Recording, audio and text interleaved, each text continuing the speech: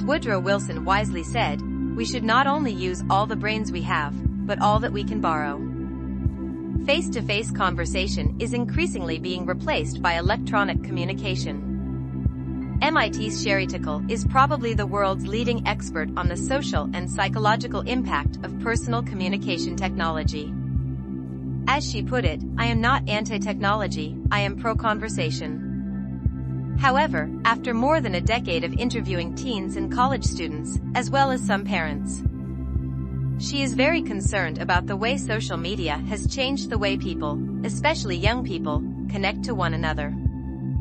For example, many prefer texting to talking. Some spend most of their time walking hours in virtual places.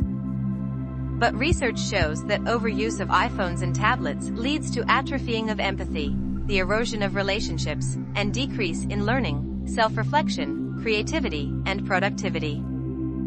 The root cause of almost all people problems is the basic communication problem: people do not listen with empathy. One of the best ways to minimize miscommunication is to improve your listening ability. It's been estimated that of the time we spend communicating with one another, 45% is spent listening, 30% speaking, 15% reading, and 10% writing.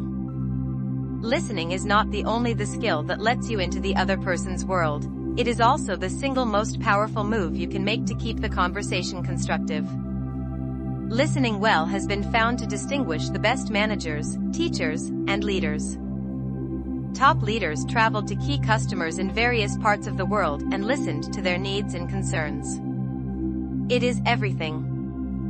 The challenge of product development is not about products. They are about interpersonal relations, power, trust, alignment.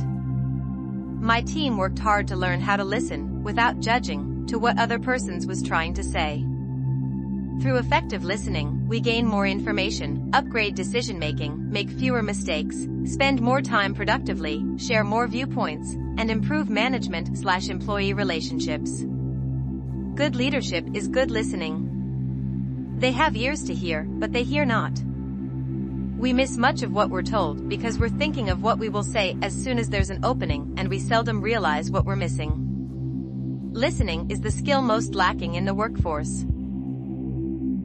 When you don't tune in to what loved say, they feel unappreciated, devalued, unloved. 2 marriage counselors asked people what they wanted most from marriage. The resounding answer was a friend. When asked what they meant by friendship, people typically spoke about a relationship with someone who will listen to them without judging them, someone who will be empathic. The first duty of love is to listen, Paul Tillich. Good friendships do take time to build, time to maintain, and time to enjoy. Notice the phrase drop by drop in the Boswell quote. Few relationships are created without a significant investment of time in the relationship, time for listening to each other, for getting to know and understand each other, time to grow in respect for each other, time for shared experiences, and time to laugh together.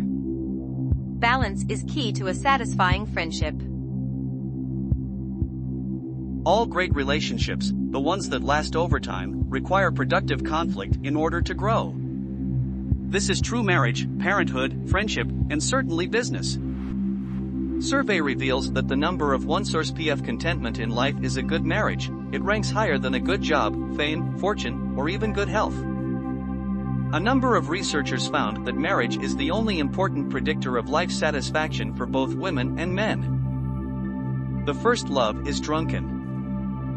When the intoxication wears off, then come real married love.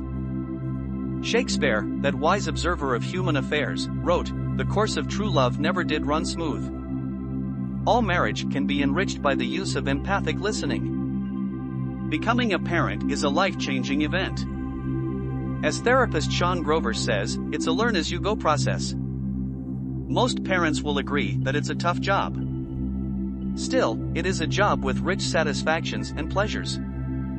And a big payoff comes when your children present you with grandchildren. Listening is a skill for all seasons of parenting. Parents teach in the toughest school in the world, the school for making people. You are the board of education, the principal, the classroom teacher, and the janitor.